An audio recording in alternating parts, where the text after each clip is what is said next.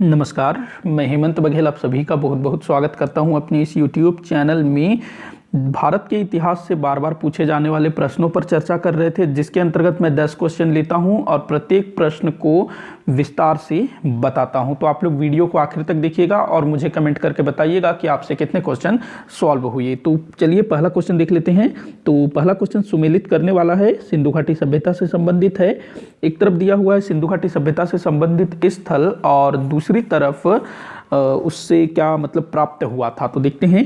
तो पहला बोल रहा है हड़प्पा। तो देखिए हड़प्पा से अपने को क्या मिला था, तो माउंट एबी व एफ, मतलब कि ये जो टीला है ना, माउंट एबी एफ वाला जो टीला है, ये अपने को कहाँ से मिला है, तो हड़प्पा से मिला है। मतलब कि वहाँ टीला मिला है और जो माउंट है टीला है उसको एबी और एफ नाम दिया गया है। हड़प्पा में ही एक कब्रिस्तान मिला है जिसको R37 का नाम दिया गया है। वहीं एक दूसरे कब्रिस्तान को एच नाम दिया गया है, कब्रिस्तान एच। तो ये चीज़ भी आप लोग याद रखिएगा, इसी टाइप से नाम रखा जाता था। तो टीले का क्या नाम है, माउंट एबी और एफ, माउंट एबी और एफ, जो कि हड़प्पा से मिला है। हड़प्पा से मिले कब्रिस्तान को R37 और एच नाम दिया गया है। रोपड़ से अपने को क्या मिला है, तो देखिए रोपड़ से मिला है तांबे की कुल्हाड़ी। काफी बार पूछा जा चुका है कि रोपड़ से अपने को क्या मिला है। अगला दिया है रंगपुर। रंगपुर से चावल के साक्ष्य प्राप्त होते हैं। रंगपुर से क्या मिलता है, चावल के साक्ष्य। चहुंदड़ों से वक्राकार ईंटें। तो क्या आंसर हो जाएगा आप लोगों का, 3 4 1 2, 3 4 1 2 आपका आंसर हो जाएगा। 3 4 1 2 स, ये आपका आंसर होगा। ऑप्शन स आपका आंसर होगा। थोड़ा सा हम लोग इन स्थलों के बारे में डिटेल से जान लेते हैं।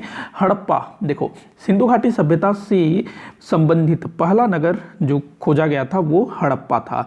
इसकी खोज हुई थी सन 1921 में। किसके द्वारा, राय बहादुर दयाराम शाहनी के द्वारा। और ये जो हड़प्पा है रावी नदी के तट पर स्थित है, जिला मांटगोमरी, पंजाब पाकिस्तान। जो पाकिस्तान में पंजाब है ना, वहाँ पर जिला मांटगोमरी। यहाँ से अपने को क्या क्या मिला है, तो टीला मिला है, उसको माउंट एबी नाम दिया गया है।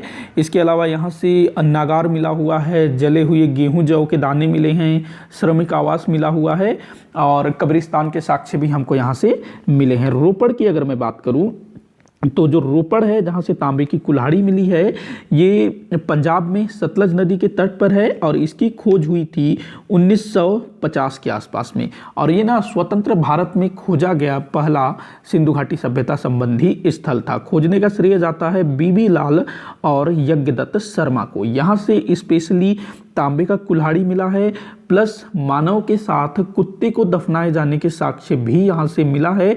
यहाँ पर मतलब रोपड़ में शवों को अंडाकार गड्ढों में दफनाए जाने के साक्ष्य भी मिले हैं। तो ये चीज़ें आप लोग ध्यान रखेंगे। बात करें हम लोग रंगपुर की। देखो रंगपुर ये भी काफ़ी इंपॉर्टेंट है, जो कि कहाँ पर है, रंगपुर गुजरात में है। गुजरात में भी कहाँ पर, तो काठियावाड़ जो क्षेत्र है ना, वहाँ पर है। भादर नदी के तट पर, भादर नदी के तट पर इसकी खोज की थी रंगनाथ राव ने, रंगनाथ राव। तो यहाँ से अपने को क्या के साक्ष्य मिलते हैं, चावल के साक्ष्य मिलते हैं स्पेशली। उस बाद चहुंदड़ो, चहुंदड़ो कहाँ पर है, तो ये आपका जो पाकिस्तान में जो सिंध प्रांत है ना, वहाँ पर है। पाकिस्तान के सिंध प्रांत के लरकाना जिले में है। इसकी खोज हुई थी 1931 में। किसने खोजा था, तो एन गोपाल मजुमदार ने, एन गोपाल मजुमदार ने। और चहुंदड़ो जो है सिंधु नदी के तट पर है। चहुंदड़ो कहाँ पर है, सिंधु नदी के तट पर है। और ये एक औद्योगिक नगर था, इंडस्ट्रियल एरिया था। यहाँ से गुड़िया व मनका बनाने के कारखाने मिले हैं। झूकर और झांगर संस्कृति के साक्ष्य भी यहाँ से मिलते हैं, जो कि काफ़ी बार पूछे जा चुके हैं। तो ये तमाम बातें आप लोग ध्यान में रखिएगा। अगले क्वेश्चन की तरफ चलते हैं।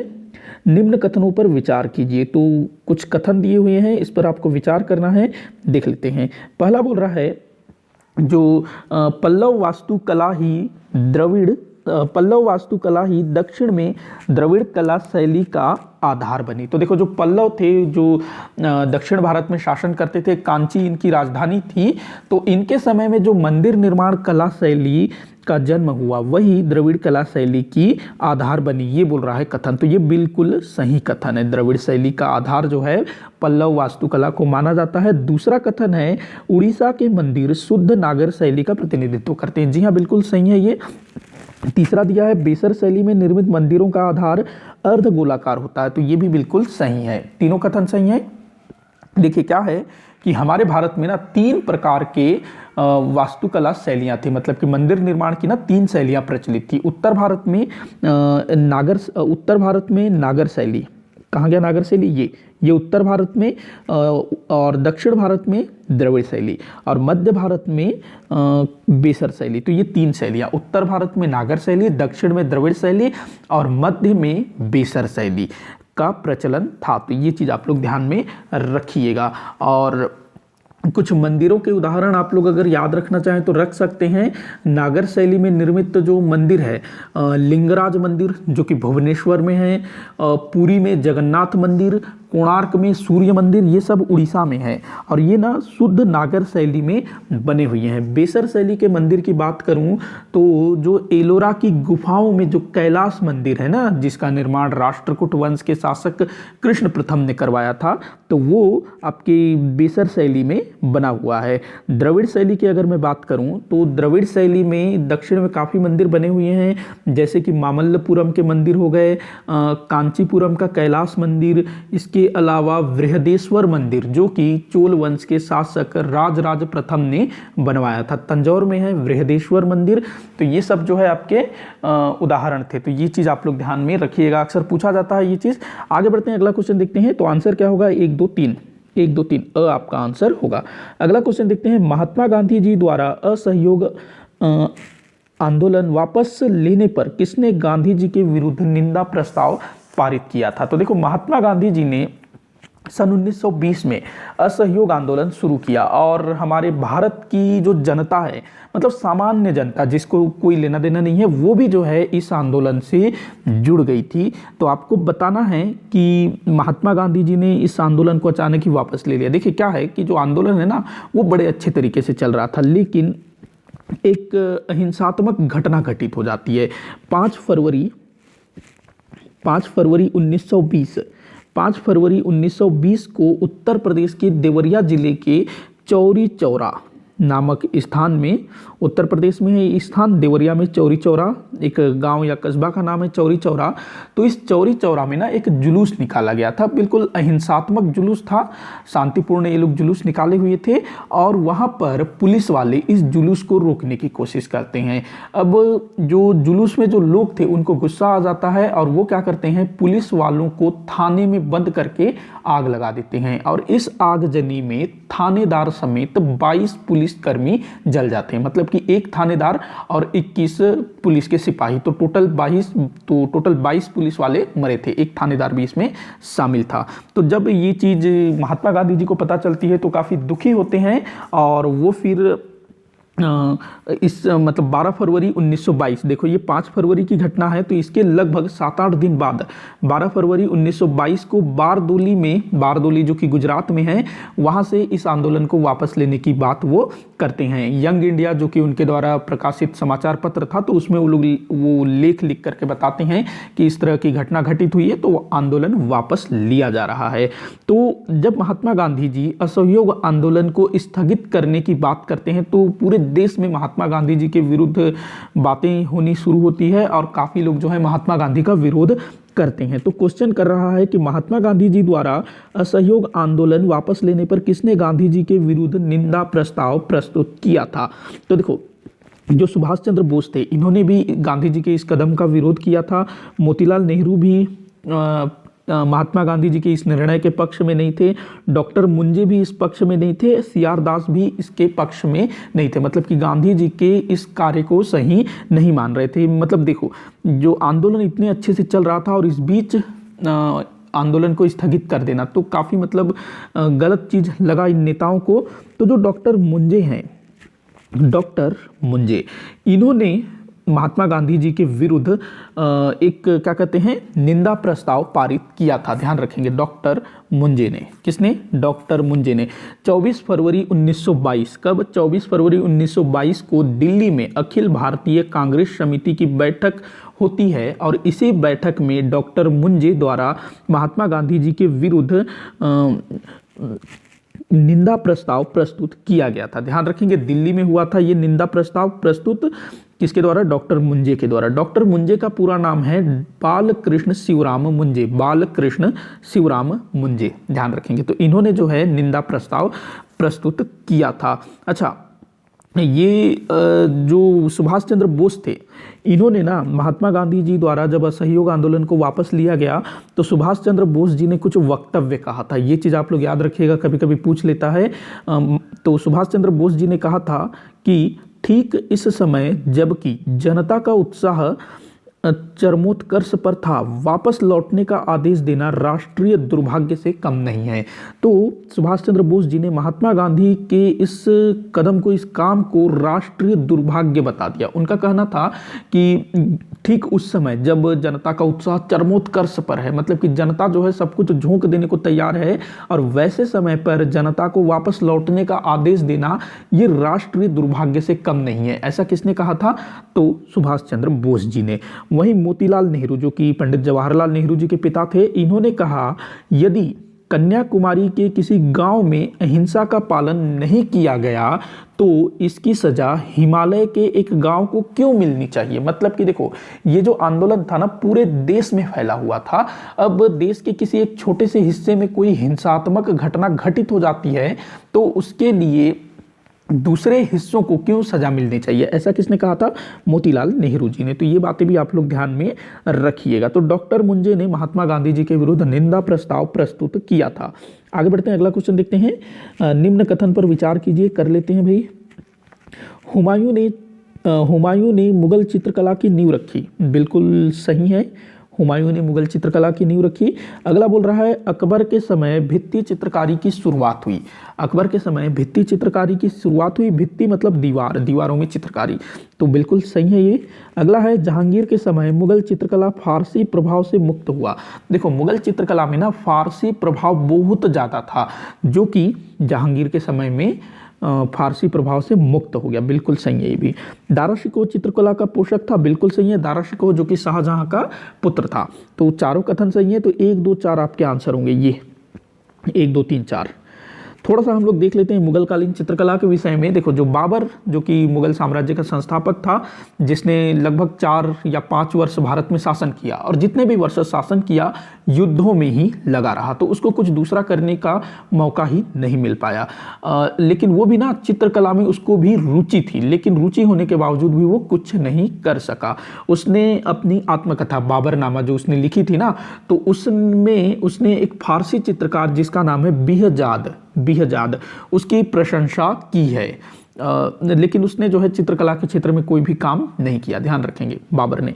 बाबर का जो बेटा हुमायूं, ये भी चित्रकला में काफ़ी रुचि रखता था, और ये जिस समय भारत से निष्कासित था, मतलब जो शेर शाह सूरी के साथ लड़ाई होती है ना इसकी, 1539 में चौसा का युद्ध होता है, और 1540 में बिलग्राम और कन्नौज का युद्ध होता है। और जो 1540 का जो बिलग्राम अथवा कन्नौज का युद्ध था, वो उसके बाद जो हुमायूं है उसको भारत छोड़ना पड़ता है।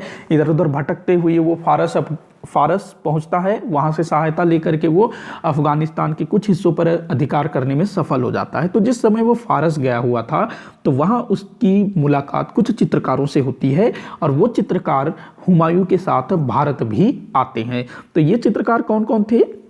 तो एक नाम याद रखेंगे आप लोग, मीर सैयद अली। दूसरा था ख्वाजा अब्दुस समद। ये दोनों जो हैं हुमायूं के समय के थे, फारस से उसके साथ आए हुए थे। और जो हुमायूं था उसने मीर सैयद अली को नादिर उल अस्त्र की उपाधि दी थी। वहीं ख्वाजा अब्दुस समद को सीरी कलम की उपाधि दी थी, ध्यान रखेंगे। तो ये जो हुमायूं है उसी को श्रेय जाता है कि उसने मुगल चित्रकला की नींव रखी। इसके बाद अकबर देखो, वो भी काफ़ी चीज़ों में इंटरेस्टेड था। चित्रकला में भी उसको रुचि थी, स्थापत्य कला में भी उसको रुचि थी, साहित्य में भी उसको रुचि थी। तो अकबर के समय में ना चित्रकला का बहुत ज़्यादा विकास हुआ था। जो हुमायूं के समय के जो चित्रकार थे ना, मीर सैयद अली और ख्वाजा अब्दुस समद, वो लोग अकबर के समय में भी थे, और अकबर के समय के चित्रकारों को उन्होंने प्रशिक्षित भी किया था। तो ये चीज़ भी आप लोग ध्यान में रखिएगा। अबुल फजल ने आईने अकबरी में 15 चित्रकारों का उल्लेख किया है। अबुल फजल जो कि अकबर का दरबारी था जिसने आईने अकबरी लिखी, तो उसमें उसने 15 चित्रकारों का उल्लेख किया है। अकबर के समय के दो प्रसिद्ध चित्रकार थे, दसवंत और बसावन। दसवंत और बसावन। जो दसवंत था ना, उसने 1584 में सुसाइड कर लिया था, क्योंकि उसका जो दिमागी हालत है ना वो थोड़ा सा ख़राब हो जाता है, तो उस कारण से वो फिर सुसाइड कर लेता है 1584 में। किसने? दसवंत ने। ये चीज़ आप लोग ध्यान में रखिएगा। और इसके अलावा ना उस्ताद मंसूर और अबुल हसन, एक मिनट, ये ना जहांगीर के टाइम के हैं, उस्ताद अबुल हसन और हाँ ये सॉरी मैं माफ़ी चाहूँगा, अकबर के टाइम का कुछ बताना रह गया था। अकबर के टाइम का कुछ और देख लेते हैं। अकबर के समय में भित्ति चित्रकला की शुरुआत हुई थी, ये आप विशेष याद रखेंगे, भित्ति चित्रकला। और अकबर के समय में ना मुगल चित्रकला में फारसी प्रभाव बहुत ज़्यादा था, और इसके अलावा जो यूरोपीय चित्रकला है उसका प्रभाव भी पड़ना शुरू हो गया था अकबर के टाइम पर। ये चीज़ आप लोग ध्यान रखेंगे, लेकिन बहुत ज़्यादा फारसी प्रभाव था अकबर के समय में। अगला हम देखते हैं जहांगीर। जहांगीर जिसके शासन काल को मुगल चित्रकला का स्वर्ण काल कहा जाता है। चित्रकला ना इस समय अपने चरमोत्कर्ष पर था, ध्यान रखेंगे। मुगल चित्रकला का स्वर्ण काल जहांगीर के काल को कहा जाता है, और इसके समय में छवि चित्रकारी और प्राकृतिक दृश्यों की चित्रकारी बहुत ज़्यादा की जाती थी। छवि चित्रकारी मतलब किसी व्यक्ति के चेहरे की चित्र, और प्राकृतिक दृश्य नदी, तालाब, पशु पक्षी, इस तरह का। जो जहांगीर था इसने अपने एक चित्रकार जिसका नाम था बिशन दास, इसको फारस भेजा था। फारस भेजा, क्यों भेजा? ताकि वो जो है फारस के जो शासक हैं, उसके जो परिवार है, उसके जो मंत्रीगण हैं, उनका चित्र बना करके ला सके। देखो उस टाइम पे कैमरा वगैरह तो होता नहीं था, जो चित्रकार होते थे वही चित्र बनाते थे, उसी से देख के पता चलता था कि फला आदमी कैसा दिखता होगा। तो बिशन दास को फारस भेजा था। जहांगीर के समय के प्रमुख चित्रकारों की बात करें तो एक बिशन दास हो गया, दूसरा फारूस बेग, याद रखेंगे, मनोहर, उस्ताद मंसूर, उस्ताद अबुल हसन। तो इनका नाम आप लोग याद रखिएगा, बड़े मतलब ये लोग इंपॉर्टेंट थे, स्पेशल थे उस्ताद मंसूर और उस्ताद अबुल हसन। ये दो काफ़ी इंपॉर्टेंट थे अकबर के समय, जहांगीर के समय के। और काफ़ी बार पूछा भी गया है कि जहांगीर के समय के प्रसिद्ध चित्रकार कौन कौन थे, तो उस्ताद मंसूर और अबुल हसन, ये दो काफ़ी इंपॉर्टेंट थे। इसके समय की जो महत्वपूर्ण घटना है वो थी मुगल चित्रकला का फारसी प्रभाव से मुक्त होना। और इस समय यहाँ पर फिर यूरोपीय प्रभाव भी पड़ना शुरू होता है। हालांकि वो अकबर के समय में शुरू हो गया था, लेकिन इस समय चूंकि अंग्रेज भी भारत आ चुके थे और वो मुगल दरबार तक भी पहुंच चुके थे, तो अब जो है थोड़ा सा ज़्यादा यूरोपीय प्रभाव पड़ना शुरू हो जाता है। हालांकि फारसी प्रभाव से पूरी तरह से मुक्त हो जाता है, लेकिन अब जो है यूरोपीय प्रभाव पड़ना भी ज़्यादा शुरू हो जाता है। तो ये आप लोग स्पेशल याद रखेंगे कि जहांगीर के समय में मुगल चित्रकला फारसी प्रभाव से मुक्त हुआ, और अकबर के समय से मुगल चित्रकला में यूरोपीय प्रभाव पड़ना शुरू हुआ था। अबुल हसन जो कि जहांगीर के समय का सबसे प्रसिद्ध चित्रकार था, उसने अकबर की आत्मकथा तुजुक ए जहांगीरी के मुख पृष्ठ का चित्रांकन किया था। जहांगीर ने अपनी आत्मकथा लिखी ना तुजुक ए जहांगीरी, तो उसका जो मुख पृष्ठ है वो अबुल हसन द्वारा तैयार किया गया था। वहीं उस्ताद मंसूर जो कि जहांगीर के समय का ये भी महत्वपूर्ण चित्रकार था। दो नाम याद रखना है, उस्ताद मंसूर और अबुल हसन। अबुल हसन जिसने तुजुक ए जहांगीरी की मुख पृष्ठ की रचना की। तो वही उस्ताद मंसूर ये जो है पक्षी चित्रकार था।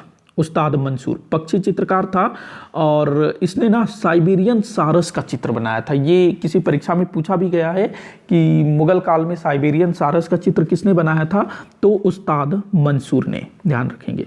स्वर्ण काल कहा जाता है इसके काल को, ये मत भूलिएगा।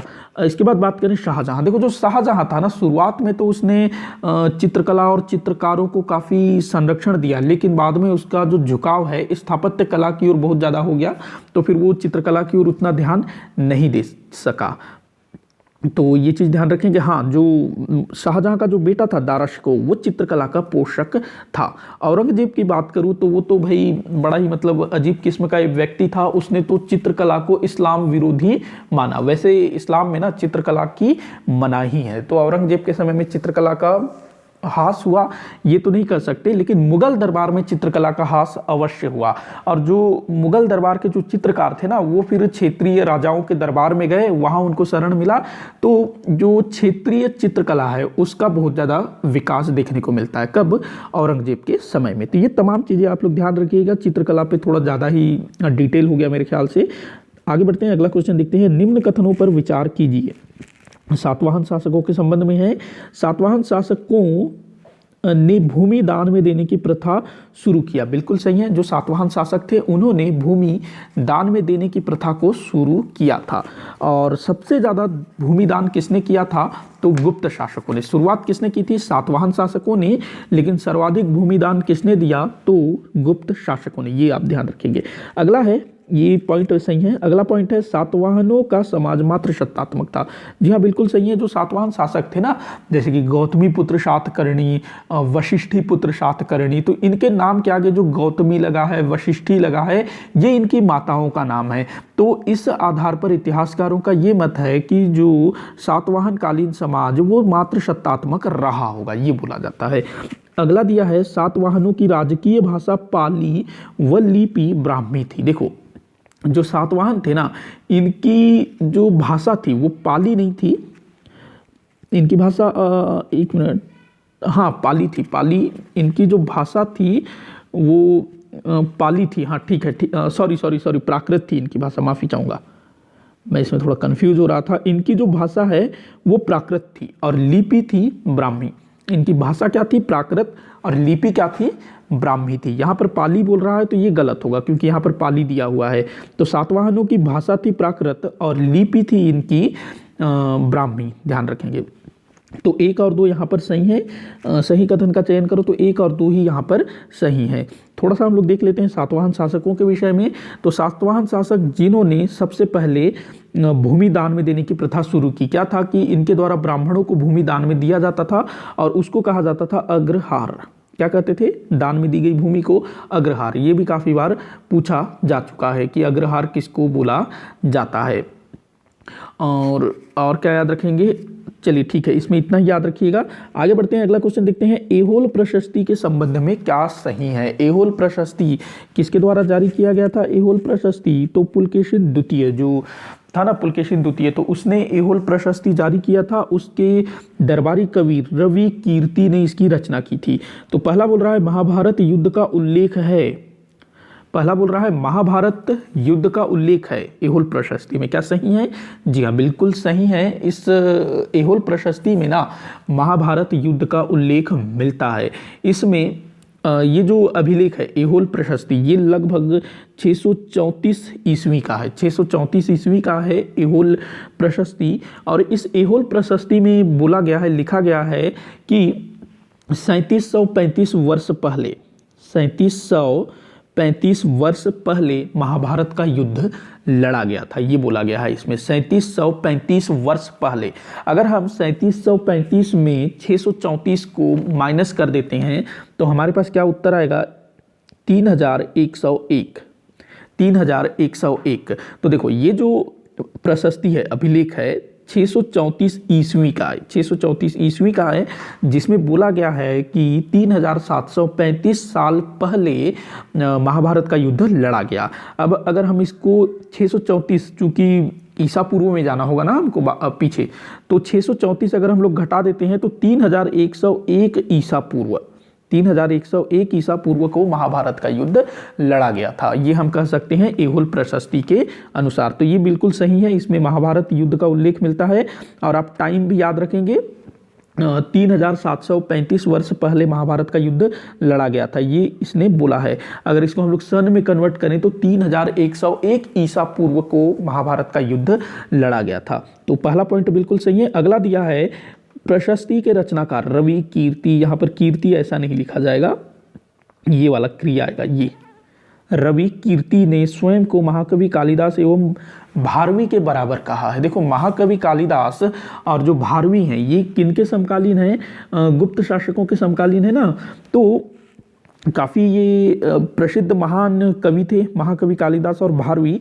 तो जो रवि कीर्ति है इसने खुद की तुलना इन दोनों से की है इस लेख में, ध्यान रखेंगे। मतलब ये लिखता होगा एहोल प्रशस्ति में कि मैं जो हूँ इन कवियों के बराबर हूँ, इस टाइप से। तो ध्यान रखेंगे इस चीज़ को, ये बिल्कुल सही है। उसके बाद देखिए पुलकेशिन द्वितीय द्वारा हर्षवर्धन की पराजय का उल्लेख, जी हाँ ये भी बिल्कुल सही है। देखो जो पुलकेशिन द्वितीय था उसने हर्षवर्धन को परास्त किया था। हर्षवर्धन जो कि उत्तर भारत का शासक था और संपूर्ण उत्तर भारत पर विजय प्राप्त करने के पश्चात वो दक्षिण को जीतने के उद्देश्य से दक्षिण की ओर बढ़ता है। लेकिन पुलकेशिन द्वितीय इसने जो है ताप्ती नदी या फिर नर्मदा नदी के तट पर हर्षवर्धन को बुरी तरह से परास्त कर दिया। तो जो पुलकेशिन द्वितीय है इसने हर्षवर्धन को हराया था, इसकी जानकारी भी हमको एहोल प्रशस्ति से मिलती है। अच्छा, ये जो घटना है ना पुलकेशिन द्वितीय द्वारा हर्षवर्धन की पराजय, इसके विषय में हमको वेनसोंग के यात्रा वृतांत, क्या था उसका यात्रा वृतांत, CUK, उससे भी जानकारी मिलती है। तो ये तमाम बातें याद रखिएगा। तो 1 2 3 तीनों कथन यहाँ पर सही है। अच्छा, ये जो एहोल प्रशस्ति है ना ये कन्नड़ लिपि में लिखा गया है और इसकी भाषा संस्कृत है, ध्यान रखेंगे। संस्कृत भाषा में लिखा गया है और लिपि है कन्नड़। आगे बढ़ते हैं, अगला क्वेश्चन देखते हैं। सुमेलित कीजिए, जोड़ी मिलाने वाला क्वेश्चन है। एक तरफ जो है संवत दिया हुआ है और दूसरी तरफ उसको शुरू करने वाले शासकों के नाम दिए हुए हैं। तो देख लेते हैं किस संवत की स्थापना किसने की थी। पहला दिया है विक्रम संवत। तो देखिए विक्रम संवत, इसकी शुरुआत की थी विक्रमादित्य नामक किसी शासक ने, जो कि उज्जैन का शासक था और इसने शकों को परास्त किया और फिर इसने विक्रम संवत की स्थापना की। विक्रम संवत की स्थापना कब हुई थी? तो 57 ईसा पूर्व में। 57 ईसा पूर्व मतलब कि ईसा मसीह के जन्म के 57 वर्ष पहले विक्रम संवत की स्थापना हुई थी। इस हिसाब से आप लोग हिसाब लगा सकते हैं कि अभी 2021 चल रहा है, 2021 चल रहा है ना, तो विक्रम संवत के हिसाब से कौन सा वर्ष है, तो इसको हम लोग जोड़ देंगे। तो देखो 7 और 1 हो गया 8, 5 और 7 हो गया 5 और 2 7 हो गया। तो अभी क्या चल रहा है 2078 विक्रम संवत के हिसाब से। मतलब कि हम लोग जो है अगर विक्रम संवत को माने तो हम दुनिया से थोड़े आगे चले जाएंगे। मतलब कि अपने आप में ही एक प्राउड वाली बात है कि हमारे भारत में जो ईसा वर्ष है, ईस्वी जो वर्ष है, उससे पहले ही कोई संवत शुरू हो गया था। तो विक्रम संवत 57 ईसा पूर्व में शुरू हुआ था और वर्तमान जो वर्ष है 2078 ये हम बोलेंगे। तो ये आप लोग ध्यान रखेंगे। अगला देखते हैं जो दूसरा संवत है गुप्त संवत। ये इसको हम यहाँ लगा देते हैं विक्रमादित्य। गुप्त संवत, इसकी शुरुआत की थी चंद्रगुप्त प्रथम ने। चंद्रगुप्त प्रथम ने 319 ईस्वी में। कब? 319 ईस्वी में। शक संवत, शक संवत की शुरुआत की थी कनिष्क ने। कनिष्क जो कि कुषाण वंश का शासक था और ये 78 ईस्वी में हुआ था, 78 ईस्वी। उसके बाद चालुक्य विक्रम संवत। चालुक्य विक्रम संवत की शुरुआत की थी विक्रमादित्य षष्ठ ने, जो कि चालुक्य वंश का शासक था 1076 में। कब? 1076 में। तो ये आप लोग ध्यान रखिएगा। इसके अलावा जो दूसरे संवत थे ना वो भी अक्सर पूछा जाता है, जैसे कि इसमें क्या रह गया, अच्छा इलाही संवत पूछा जाता है जो कि 1556 अकबर द्वारा शुरू किया गया था। हर्ष संवत जो कि 606 ईस्वी में हर्षवर्धन द्वारा शुरू किया गया था। महावीर संवत जो कि महावीर स्वामी जी के जन्म के वर्ष से गणना किया जाता है 527 ईसा पूर्व। इसके अलावा बुद्ध संवत जो कि श्रीलंका में प्रचलित है गौतम बुद्ध जी के जन्म से।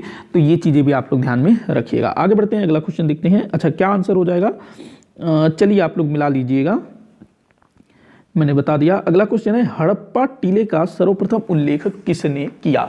हड़प्पा टीले मतलब कि सीधा पूछ रहा है कि जो हड़प्पा सिंधु घाटी सभ्यता संबंधी जो पुराई स्थल है हड़प्पा, इसके विषय में सबसे पहले जानकारी किसने दी, ये आप लोगों को बताना है। तो देखो जो हड़प्पा सभ्यता है इसकी खोज किसने की थी, राय बहादुर दयाराम साहनी जी ने 1921 में। लेकिन इससे पहले भी हड़प्पा क्षेत्र में कोई सभ्यता है इस विषय में जानकारी थी। मतलब कुछ ऐसे सबूत मिल रहे थे कि इस क्षेत्र में कोई सभ्यता हो सकती है, अन्वेषण की आवश्यकता है। तो जो दयाराम साहनी है उन्होंने वहां पर गए, अन्वेषण किए, तो इनको खोजने का श्रेय जाता है। लेकिन सबसे पहले सर्वप्रथम उल्लेख किसने किया कि इस क्षेत्र में कोई सभ्यता हो सकता है, तो इसका श्रेय जाता है चार्ल्स मैनसन को। किसको? चार्ल्स मैनसन को।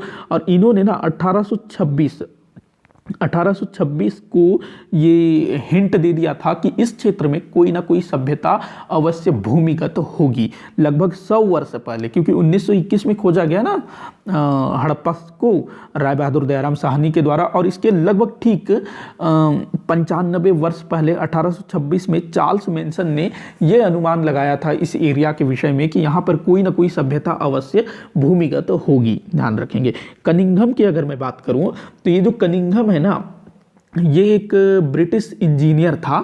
तो कनिंघम ने इस क्षेत्र में मतलब वो काम वगैरह करने को आया रहा होगा, तो यहाँ पर ना उसको कुछ मुहरें प्राप्त होती है। कनिंघम को क्या प्राप्त होती है? मुहरें। और इन मुहरों पर सिंधु घाटी सभ्यता में जो लिपि प्रचलित थी उसमें कुछ लिखा हुआ भी था उन मुहरों में। और ये जो मुहरें थी ना, इसमें कुल 6 अक्षर थे। कितने अक्षर थे? 6 अक्षर थे। कितने? 6 अक्षर थे। और इसके ऊपर वृषभ का चित्र बना हुआ था। किसका चित्र? वृषभ का चित्र बना हुआ था और 6 अक्षर थे जो कनिंघम ने खोजा था। कब खोजा था इसको? खोजा नहीं था, उसको गलती से मिल गया था। ध्यान रखेंगे, खोजा नहीं था, गलती से मिल गया था 1853 में। जिस वर्ष हमारे भारत में रेल चला ना, तो उसी समय 1853 में कनिंघम को एक मुहर प्राप्त हुआ। जो सिंधु घाटी सभ्यता में जो मुहर प्रचलित थी ना, उनका जो सील, जो ठप्पा, तो वो इसको मिलता है एक 1853 में इसी क्षेत्र से। उसमें कुल 6 अक्षर थे और वृषभ का चित्र बना हुआ था। उसके बाद जो राखालदास बनर्जी की अगर मैं बात करूं तो मोहनजोदड़ो, इसको खोजने का श्रेय जाता है राखालदास बनर्जी को। तो ये सब चीज़ आप लोग ध्यान में रखिएगा। अच्छा, 1873 में हड़प्पा का ना सर्वेक्षण भी हुआ था, लेकिन उस टाइम पर खुदाई नहीं हो सकी थी। इसके बाद 1912 में इस क्षेत्र के विषय में एक लेख प्रकाशित हुआ था। मतलब 100 वर्ष पहले ही चार्ल्स मैनसन ने बता दिया यहाँ पर कुछ तो है। तो धीरे धीरे काम जो है चालू था। और 1921 में राय बहादुर दयाराम साहनी को वहाँ से एक सभ्यता के एक नगर के साक्ष्य खोजने की सफलता मिलती है। तो इसने नगर को खोजा था, बाकी हिंट किसने दिया था? चार्ल्स मैनसन ने। और पहला साक्ष्य किसको मिला था गलती से? कनिंघम को 1853 में। अगला क्वेश्चन देखते हैं, किसने 1942 के भारत छोड़ो आंदोलन में भूमिगत होकर नेतृत्व किया था? देखो, भूमिगत मतलब छुप करके। देखिए क्या था कि जो 1942 में जो भारत छोड़ो आंदोलन है, जब इसका प्रस्ताव पारित हुआ ना 8 अगस्त 1942, अंग्रेजों के हाथ पांव फूल गए कि जो महात्मा गांधी हैं, उनके जो सहयोगी हैं, कांग्रेस वाले हैं, ये लोग फिर से कोई ना कोई बड़ा आंदोलन शुरू कर देंगे। तो अंग्रेजों ने आनन फानन में एक प्लान बनाया जिसका नाम रखा गया ऑपरेशन जीरो आवर। और इस ऑपरेशन जीरो आवर के तहत देश में जितने भी बड़े बड़े नेता हैं कांग्रेस के, सबको गिरफ्तार करना था। महात्मा गांधी गिरफ्तार कर लिए जाते हैं, उनको आगा खां पैलेस में रखा जाता है। उस वक्त पंडित जवाहरलाल नेहरू, इनको जो है अहमदनगर के किले में रखा जाता है। और भी जितने भी बड़े बड़े नेता थे, सबको गिरफ्तार कर लिया जाता है, किसी को छोड़ा नहीं जाता है, सबको गिरफ्तार कर लिया जाता है। और 9 अगस्त तक ना, मतलब कि 8 अगस्त 1942 को प्रस्ताव पारित हुआ और 9 अगस्त 1942 मतलब कि दूसरे दिन तक देश के तमाम बड़े बड़े नेता जेलों में बंद कर दिए थे। तो ऐसे में प्रस्ताव तो पारित हो गया कि भारत छोड़ो आंदोलन करना है।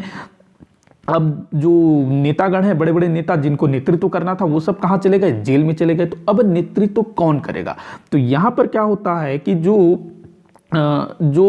छोटे नेता थे, छोटे नेता नहीं कहना चाहिए, जो युवा वर्ग था, जो कि अभी अभी कांग्रेस से जुड़ा हुआ था, या फिर जो उभरते हुए नेता थे जो जेल में नहीं डाले गए हों, उन्होंने नेतृत्व किया। ऐसे ही कुछ नाम थे। जयप्रकाश नारायण, भूमिगत होकर नेतृत्व किया। तो देखो, जयप्रकाश नारायण, इनको जेल में डाला गया था। जयप्रकाश नारायण को कौन से जेल में डाला गया था? हजारीबाग जेल में। कहाँ पर? हजारीबाग जेल में। जेल की दीवार फांद करके भाग गए ये, और उसके बाद ऐसे गायब हुए कि अंग्रेजों को मिल ही नहीं पाए, और गायब रह करके इन्होंने आंदोलन का नेतृत्व किया। तो ये तो थे ही थे, आंदोलन का भूमिगत होकर के नेतृत्व किया, जेल से भाग गए थे। अरुणा आशफ अली, ये भी भूमिगत होकर के काम कर रही थी। और इन्होंने ना बंबई में जो ग्वालिया टैंक मैदान है ना, जहाँ से ये प्रस्ताव पारित हुआ था, ग्वालिया टैंक मैदान, ये क्वेश्चन एक बार पूछा भी गया था CGPSC में कि जो भारत छोड़ो आंदोलन का प्रस्ताव किस स्थान से पारित हुआ था? तो बंबई के ग्वालिया टैंक मैदान, तो जो अरुणा आसफ अली थी, इन्होंने क्या किया, इस ग्वालियर टैंक के मैदान में वहां जाकर के भारत का झंडा फहरा दिया। तो ये अपने आप में बहुत बड़ी बात थी। उषा मेहता ये तो भाई और ही अलग टाइप का काम कर रही थी। इन्होंने भूमिगत रह करके रेडियो के माध्यम से लोगों को राष्ट्र प्रेम के लिए जागृत करना शुरू किया। लोगों को एक तरह से ये गाइड भी करती थी कि उनको क्या करना है, कैसे करना है। मतलब कि महात्मा गांधी जी का जो था ना कि हिंसा नहीं करना है, तो वो रेडियो के माध्यम से लोगों को ये बताती थी। तो ये तीनों प्रमुख नेता थे जो भूमिगत रह करके भारत छोड़ो आंदोलन के समय में नेतृत्व किया था। और जो जयप्रकाश नारायण थे, जिनको जेपी नारायण भी बोला जाता है, ये तो भाई हजारीबाग जेल की दीवार फांद करके भाग गए। सोचो क्या मतलब वो रहा होगा इनके अंदर, क्या जोश रहा होगा। और तमाम नेता जेल में बंद थे। इसके अलावा और भी जो गली मोहल्ले में जो होते हैं ना, जो थोड़ा सा मोहल्ले के लोग जिनको मानते हैं, तो उन्होंने नेतृत्व किया। मतलब कि आम आदमी घरों से बाहर निकल करके भारत का झंडा लेकर के उसने नेतृत्व किया, जिसका थोड़ा सा भी गली मोहल्ले में लोग मानते हैं, बात मानते हैं, वैसे लोगों ने यहाँ पर नेतृत्व किया। तो ये आप लोग ध्यान रखिएगा, इन तीनों ने नेतृत्व किया, तो उपरोक्त सभी यहाँ पर आंसर होगा। अगला क्वेश्चन देखते हैं, जो कि इस वीडियो का आखिरी क्वेश्चन है। सिकंदर के विषय में क्या सही है? सिकंदर, जिसका असल नाम क्या था, अलेक्जेंडर, ये यूनान का शासक था इसका, और ये दुनिया जीतने को निकला हुआ था। देखते हैं, इसके गुरु अरस्तु थे। जी हाँ, बिल्कुल सही है, सिकंदर के गुरु अरस्तु थे। अरस्तु का गुरु था प्लेटो का गुरु था सुकरात। तो सुकरात, प्लेटो, अरस्तु, सिकंदर, ये क्रम भी आप लोगों को याद रखना है। सिकंदर का गुरु अरस्तु, अरस्तु का गुरु प्लेटो, प्लेटो का गुरु सुकरात। अगला देखते हैं, पोरस ने सिकंदर को परास्त कर दिया, जिससे सिकंदर वापस लौट गया। देखो, पोरस और सिकंदर के बीच भयंकर युद्ध होता है। कब हुआ था? 326 ईसा पूर्व में। कहाँ हुआ था? तो जो जम्मू कश्मीर में जो झेलम नदी है, उसके तट पर ये युद्ध लड़ा गया था। और झेलम नदी को प्राचीन काल में वितस्ता कहा जाता था, तो इसको वितस्ता का युद्ध भी बोला जाता है। इसके अलावा इसको हाइडे स्पेस का युद्ध भी बोला जाता है। तो ये जो वितस्ता का युद्ध है 326 ईसा पूर्व में लड़ा गया पोरस और सिकंदर के बीच। और जो पोरस था उसने भाई सिकंदर की हालत खराब करके रख दी थी। सिकंदर जैसे तैसे पोरस को परास्त करने में सफल हुआ। मतलब कि यहाँ पर पोरस ने सिकंदर को परास्त नहीं किया था, सिकंदर ने पोरस को परास्त किया था। हालांकि परास्त करने में उसकी हालत खराब हो गई थी, तो ये वाला कथन आपका गलत हो जाएगा। सिकंदर ने पोरस को परास्त किया था, न कि पोरस ने सिकंदर को। और ये जो बोल रहा है ना कि सिकंदर मतलब पोरस ने सिकंदर को परास्त किया जिससे सिकंदर वापस लौट गया, नहीं, ऐसा नहीं है। देखो, जो सिकंदर था उसने पोरस को हराया, और पोरस को हराने में उसको एड़ी चोटी का जोर लगाना पड़ गया था। तो जो सिकंदर के जो सेना थी ना, उनको पता चल गया कि भाई अभी तो हम लोग भारत में घुसे भी नहीं है, मतलब ये भारत का पश्चिमोत्तर भाग है ना, एक तरह से भारत का प्रवेश द्वार है। तो उनके जो सिकंदर के जो सैनिक थे, उनके मन में आया कि भाई अभी तो हम लोग भारत के प्रवेश द्वार में हैं, और यहाँ पर ये हाल है, इस राजा ने हमारी हालत खराब करके रख दी, आगे बढ़ेंगे, आगे तो मगध है, तो वो तो हमारा चटनी ही बना देगा। तो जो इसकी जो सेना है वो फिर मना कर देती है आगे जाने से, नहीं भैया हम लोग आगे नहीं जाएंगे, हम लोग अपने घर से बहुत दूर आ गए हैं, बीवी बच्चा का याद आ रहा है, वापस जाएंगे। तो सिकंदर मान लेता है, चलो निकलते हैं फिर। तो इस तरह से वो वापस गया था। तो दूसरा वाला पॉइंट गलत है। आखिरी देखते हैं, सिकंदर का जल सेनापति नियारकस था। जी हाँ, बिल्कुल सही है, सिकंदर का जो जल सेनापति था नियारकस था। और सिकंदर का सेनापति, थल सेना का सेनापति, वो था सेल्यूकस निकेटर। सेल्यूकस निकेटर, ये नाम याद रखेंगे। और सेल्यूकस निकेटर ना, जब सिकंदर की मृत्यु हो जाती है तो सिकंदर के काफ़ी बड़े राज्य पर सेल्यूकस अधिकार कर लेता है। और सेल्यूकस फिर 305 ईसा पूर्व में भारत में अटैक करता है। चंद्रगुप्त मौर्य सेल्यूकस निकेटर को बुरी तरह से हरा देता है। तो वो चीज़ भी आप लोग ध्यान रखेंगे। तो यहाँ पर 1 और 3 आपका सही उत्तर होगा, 1 और 3 ये आपका उत्तर होगा। तो इसी के साथ आज का ये वीडियो यहीं समाप्त होता है। आप लोग मुझे कमेंट करके बताइएगा कि आपसे कितने क्वेश्चन सॉल्व हुए, और किसी भी क्वेश्चन में कोई भी डाउट हो, या फिर मेरे द्वारा जो भी जानकारी दी गई है उसमें आप लोगों को डाउट लगता है, संशय लगता है, तो आप लोग नीचे कमेंट बॉक्स में जरूर लिखिएगा। मैं उसको सॉल्व करने की कोशिश करूंगा। वीडियो को ज़्यादा से ज़्यादा शेयर करिएगा, लाइक करिएगा, चैनल को सब्सक्राइब करिएगा। वीडियो को आखिर तक देखने के लिए बहुत बहुत धन्यवाद।